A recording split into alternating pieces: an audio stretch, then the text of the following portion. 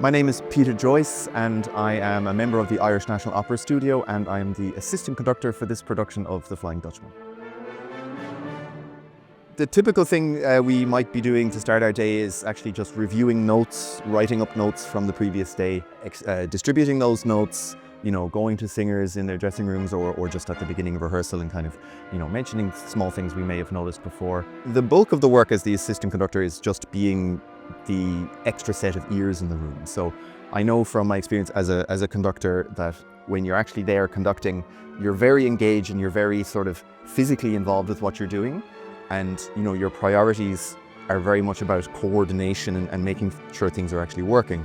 And sometimes you just don't have the time and the space to listen to small details. And so as the assistant conductor, a lot of the time I'm just sitting in the room, not moving, very much just listening. Sometimes if the principal conductor needs to step out or can't be there for a day, you might be asked to just sit in and actually then take over the conducting for the day. And then when it comes to the actual performances themselves, we are often tasked with conducting the offstage music, if there is offstage music.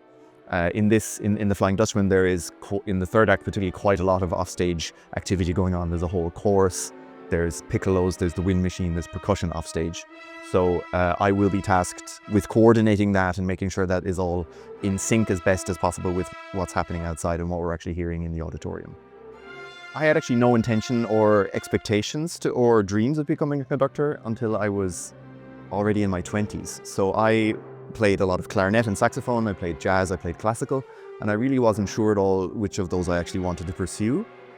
And I was lucky enough to be studying in Trinity College Dublin, which has quite a well-known orchestra. And the question came up once, oh well, we have this concert, but we don't have anyone to conduct it. And I had arranged some of the music, and I said, well, I can give it a I give it a go because at least I know the music inside out. And really, that first time I stood in front of that orchestra and gave that first downbeat and had that first wave of sound, I couldn't do anything else. It's an incredibly competitive field. Music in general has become, it always was, but I think it's particularly competitive now. And you might be applying for things constantly, like every day, every week, and you're getting 90% rejections if you're lucky, So somehow keeping on top of that sense, that sense of rejection while maintaining your kind of drive and ambition to keep going, that's one of the most difficult things about the career, about the study process, about the whole process. And I was lucky enough to get among a plethora of rejections accepted into the University of Music in Vienna, where I got to study composition first and then conducting. And just getting through that filter is one of the hardest things at the beginning of your career, and actually, to be honest, the whole way through it. I think the biggest difference between conducting opera and, let's say, symphonic repertoire is this huge apparatus and machine you have to move from one point to the next. Now, there are obviously very long symphonic pieces. I've been lucky enough to conduct Mahler's Second Symphony, for example, which has a huge trajectory and a huge journey that it goes on.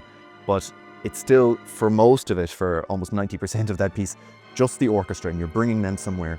But when you're conducting an opera of this scale, you really have to be conscious that you're bringing an entire cast of people, singers, production, costumes, everything from the beginning to the end. And you have to really pace yourself and be aware of this architecture and this journey that you're going on. You have to think right at the end of the opera as you're conducting the beginning of the opera.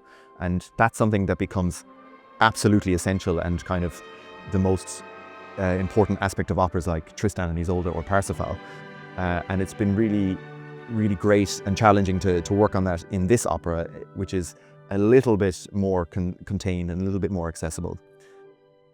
In a way, I think as a conductor, it's a bad idea to have long-term career goals, because I think if you imagine, oh, I want to conduct the Berlin Philharmonic or I want to conduct the Vienna State Opera, you're probably only ever going to be disappointed because it's so few people who get to that level or who get that opportunity. Really, I think the most important goal you can have as a conductor is just to enjoy learning music and working in music every day.